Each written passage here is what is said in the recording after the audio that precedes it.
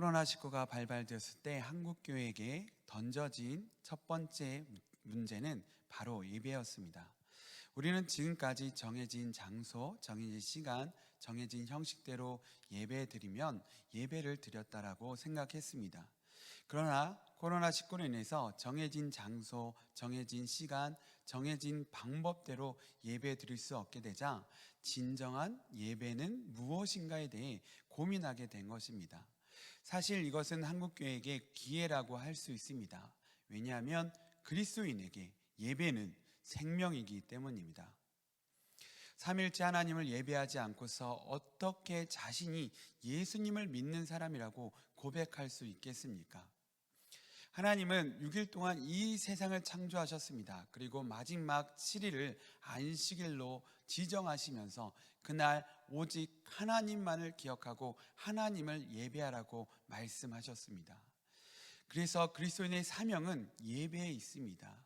우리는 이 세상에 왜 태어났습니까? 하나님께 영광을 돌리기 위해서 이 세상에 태어났습니다. 그렇다면 우리의 삶의 방향, 삶의 목적은 예배에 있어야 하는 것입니다. 그래서 오늘 말씀 사마리아 여인도 예수님께 예배에 대해 질문합니다. 그녀 또한 예배가 중요하다는 사실을 알고 있었던 것입니다. 사마리아 여인에게 있어서 그녀의 가장 큰 인생의 문제는 무엇이었습니까? 그것은 한낮에 매일 물을 뜨러 와야 했던 일이었습니다. 팔레스타인 지역은 한낮에 무려 35도에서 40도까지 기온이 치솟는다고 합니다. 그래서 이렇게 너무 덥기 때문에 그 지역 사람들은 한낮에 낮잠을 자거나 쉰다고 합니다. 이렇게 모든 사람들이 쉬는 그 시간, 이 여인은 힘들게 물을 뜨러 매일 나와야 했던 것입니다. 그녀에게 이런 문제를 해결해 주실 수 있는 분을 만났는데 그분이 바로 예수 그리스도이십니다. 예수님께서는 그녀에게 자신을 이렇게 소개하셨습니다. 내가 영원히 목마르지 않는 생수를 너에게 줄 수 있다. 생수를 줄 수 있는, 영원히 목마르지 않는 생수를 줄 수 있는 분으로 예수님은 자신을 소개하셨습니다. 자신의 모든 형편을 다 아시는 예수님을 보고서 그녀는 예배에 대해 질문합니다. 왜냐하면 예배를 통해서 이 영원히 목마르지 않는 생수를 받을 수 있다라고 믿었기 때문입니다. 우리 또한 코로나19로 정말 큰 문제에 봉착해 있습니다. 사회적 거리두기, 또 백신, 또 많은 의학 지식들이 이 코로나19 바이러스 앞에 무용지물이 되었습니다. 우리는 이 문제 앞에 무력감을 느끼고 있습니다. 사마리아 여인 또한 자신의 인생의 문제를 해결하기 위해서 수많은 남자를 만났지만 그녀의 인생의 문제는 도저히 해결할 수 없었습니다. 그런 그녀가 무엇을 질문합니까? 예배에 대해 질문합니다.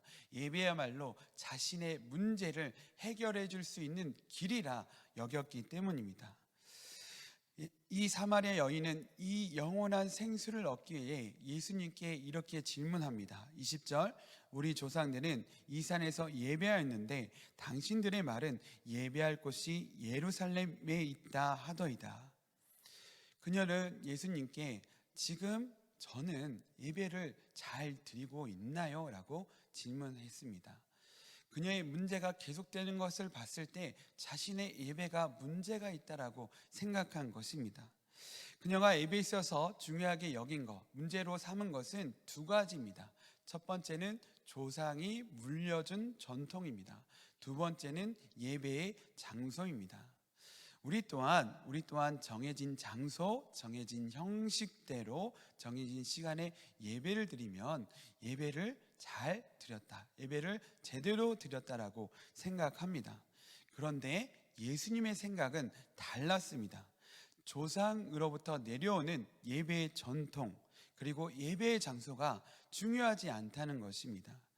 예수님은 말씀하셨습니다. 예배에 있어서 첫 번째로 중요한 것은 예배의 대상이신 하나님 아버지시다 라고 말씀하십니다. 21절 예수께서 이르시되 여자여 내 말을 믿으라. 이 산에서도 말고 예루살렘에서도 말고 너희가 아버지께 예배할 때가 이르리라. 사마리아인들이 그리심 산에서 예배를 드린다고 해서, 유대인들이 예루살렘 성전에서 예배를 드린다고 해서 그것이 진정한 예배가 되는 것은 아니라고 예수님은 단언하여 말씀하셨습니다. 예배에 있어서 중요한 것은 예배의 대상이신 하나님 아버지라는 것입니다. 하나님 아버지를 제대로 알고 그를 향하여 예배를 드릴 때 진정한 예배를 드릴 수 있습니다.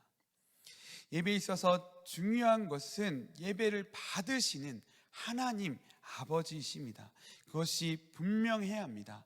그리고 하나님 아버지에 대해서 제대로 알고 예배를 드려야 합니다. 예수님은 예배의 대상이신 하나님 아버지를 강조하시면서 22절 이렇게 말씀하십니다. 너희는 알지 못하는 것을 예배하고 우리는 아는 것을 예배하노니 이는 구원이 유대인에게서 남이라. 사마리아인들은 그들의 정경으로 모세 오경만을 채택하였습니다. 모세 오경만을 성경으로 받아들였습니다.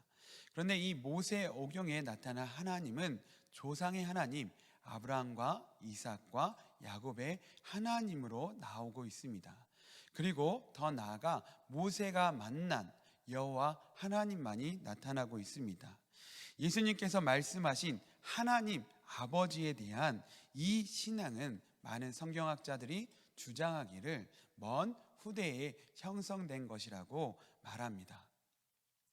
많은 이스라엘 백성들이 기나긴 역사 동안 하나님의 역사를 경험하고 나서야 하나님께서는 우리의 아버지와 같은 분이시다라고 믿고 알게 된 것입니다. 수많은 역사적 고난 가운데서 항상 함께 하시고 도우시는 하나님, 그분을 봄으로 인해서 하나님 아버지라고 비로소 부르게 되었던 것입니다. 그래서 예수님은 유대인들이 예배를 잘 드리고 있다, 제대로 드리고 있다라고 말씀하신 것이 아니라 사마리아인들은 하나님이 우리의 아버지 되심에 대한 신앙 및 지식이 없어서 예배를 잘 드릴 수 없다고 이야기하신 것입니다. 우리의 예배의 대상 되시는 하나님은 우리에게 어떤 분이십니까? 우리의 창조주로서 우리를 사랑하심으로 항상 우리와 함께 하시며 우리를 돌보시는 분이십니다. 코로나19로 부모님을, 먼 곳에 계신 부모님을 자주 찾아뵙지 못합니다. 찾아뵙기가 많이 힘듭니다. 그래서 이 먼 곳에 있는 부모님을 생각할 때 보통의 자녀들은 무엇을 생각합니까? 부모님을 뵐 때 그때 제대로 효도해야겠구나, 정말 잘 효도해야겠구나 라고 생각합니다. 이와 같이 우리의 예배의 대상이 되시는 하나님 아버지를 알고 하나님 아버지를 생각하며 예배 드릴 때 제대로 예배를 드릴 수 있습니다. 우리의 예배가 왜 제대로 드려지지 않습니까? 하나님 아버지를 잘 모르기 때문에, 하나님 아버지를 생각하지 않고 예배를 드리기 때문입니다. 우리의 예배의 대상 되시는 하나님 아버지를 제대로 알고 예배를 드린다면 우리는 진정한 예배를 드릴 수 있습니다. 예수님은 두 번째로 예배에 있어서 중요한 것은 영과 진리로 드리는 예배가 되어야 된다라고 말씀하십니다. 23절 아버지께 참되게 예배하는 자들은 영과 진리로 예배할 때가 오나니 곧 이때라. 아버지께서는 자기에게 이렇게 예배하는 자들을 찾으시느니라. 참된 예배는 바로 영과 진리로 예배 드리는 것입니다. 여기서 영은 바로 성령을 말합니다. 베드로 사도는 오순절 날 성령을 받고 나서 이렇게 대중들에게 선포하였습니다. 하나님이 말씀하시기를 말세에 내가 내 영을 모든 육체에 부어주리니 너희의 자녀들은 예언할 것이요 너희의 젊은이들은 환상을 보고 너희의 늙은이들은 꿈을 꾸리라. 사도행전 2장 17절 말씀. 이 말씀을 전하면서 이 말씀이 교회에 이루어졌다라고 선포합니다. 교회의 성령이 임함으로 모든 예배가 새로워지고 혁신되고 갱신되어졌다라고 선언한 것입니다. 영어 성경 킴 제임스 버전에서는 이 구절을 이렇게 번역하고 있습니다. Worship God in the Spirit. 또 ESV 버전에서는 Worship by the Spirit of God 이렇게 번역하고 있습니다. 즉 영으로 드리는 예배는 성령 안에서 드리는 예배인 것입니다. 이렇게 성령 안에서 우리가 예배를 드려야 하는 이유에 대해 로마서 8장 28절은 우리에게 잘 알려주고 있습니다. 이와 같이 성령도 우리의 연약함을 도우시나니 우리가 마땅히 빌 바를 알지 못하나 오직 성령이 말할 수 없는 탄식으로 우리를 위하여 친히 간구하시느니라. 성령께서 우리의 연약함을 도와 하나님을 만날 수 있도록 해주십니다. 그렇다면 진리로 드리는 예배는 무엇일까요? 이것을 알기 위해서는 진리가 무엇인지를 우리는 알아야 합니다. 그런데 다행스럽게도 요한복음에서는 진리가 무엇인지를 우리에게 알려주고 있습니다. 요한복음 14장 6절 예수께서 이르시되 내가 곧 길이요 진리요 생명이니 나로 말미암지 않고는 아버지께로 올 자가 없느니라. 바로 예수 그리스도가 진리이십니다. 예수님은 예수님을 통해 하나님 아버지께 나아갈 수 있다라고 말씀하셨습니다. 더욱이 예수님은 요한복음 14장 13절에 이렇게 말씀하셨습니다. 너희가 내 이름으로 무엇을 구하든지 내가 행하리니 이는 아버지로 하여금 아들로 말미암아 영광을 받게 하려 함이라. 오직 자신의 이름으로 예배를 드릴 때 하나님께서 영광 받으신다고 말씀하십니다. 예배는 하나님께 영광을 돌리는 것이라고 한다면 우리는 반드시 예수님의 이름으로 예배를 드려야 합니다. 예수님의 이름으로 예배 드릴 때 우리는 하나님 아버지를 만날 수 있고 하나님 아버지께 영광 돌릴 수 있습니다. 이렇게 영과 진리로 예배를 드려야 그것이 참된 예배가 됩니다. 그렇다면 우리는 어떻게 예배를 드려야 할까요? 성령과 예수 그리스도를 믿는 신앙을 가지고 예배를 드려야 합니다. 물과 성령으로 거듭난 사람으로서 예배를 드려야 합니다. 그리고 그런 성도들이 모인 교회에서 예배를 드려야 합니다. 예수 그리스도의 몸인 교회, 성령께서 임재하시는 교회에서 예배드릴 때 우리는 영과 진리로 예배를 드릴 수 있습니다.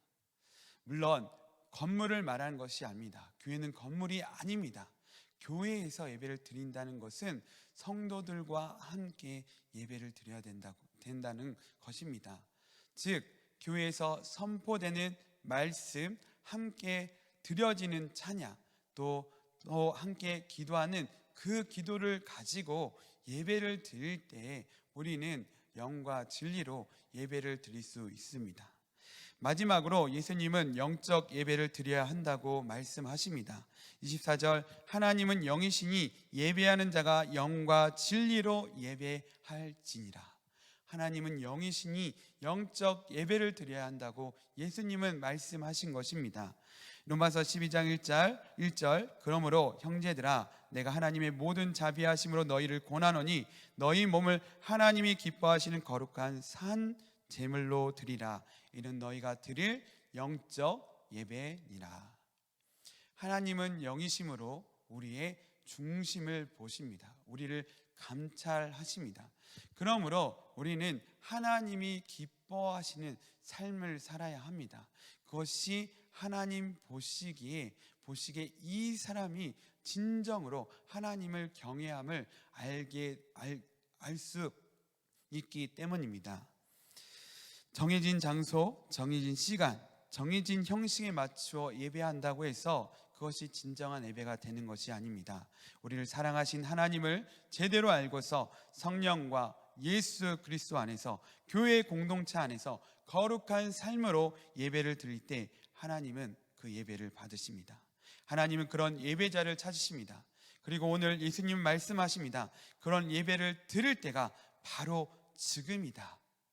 그렇게 말씀하십니다. 말라기 선지자는 이스라엘 백성들에게 말했습니다. 너희의 삶이 왜 공고하고 비참한지 아느냐? 그것은 너희가 온전한 예배를 드리지 않기 때문이다. 이 말을 들은 예배를 잘 드리지 않는 자들은 또 이렇게 반문했습니다. 말라기 3장 14절, 하나님을 섬기는 것이 헛되니 만군의 여호와 앞에서 그 명령을 지키며 슬프게 행하는 것이 무엇이 유익하리요? 그런 사람들에게 말라기 선지자는 이렇게 말했습니다. 내 이름으로 경외하는 너희에게는 공의로운 해가 떠올라서 치료하는 강선을 비추리니 너희가 나가서 외양간에서 나온 송아지 같이 뛰리라. 우리는 코로나19로 인하여 예배 무용론을 주장하는 것이 아니라, 예배 무용론을 말하는 것이 아니라, 이 말씀을 통해 어디서든지 어느 때든지 우리를 구원하신 하나님을 향하여 영과 진리로 예배드리는 자가 되어야 합니다. 우리가 그렇게 예배드릴 때 하나님께서 약속하신 영원히 목마르지 않는 생수를 우리는 얻을 수 있습니다. 우리를 치료하시는 강선을 우리는 받을 수 있습니다. 말라기 선지자는 이렇게 말했습니다. 나를 시험하여 내가 하늘문을 열고 너희에게 복을 쌓을 것이 없도록 붙지 아니하나 보라. 우리가 참되게 예배할 때 하나님께서 우리에게 복을 부어 주십니다. 참으로 예배하는 자로 거듭나 복된 삶을 살길 간절히 축원합니다.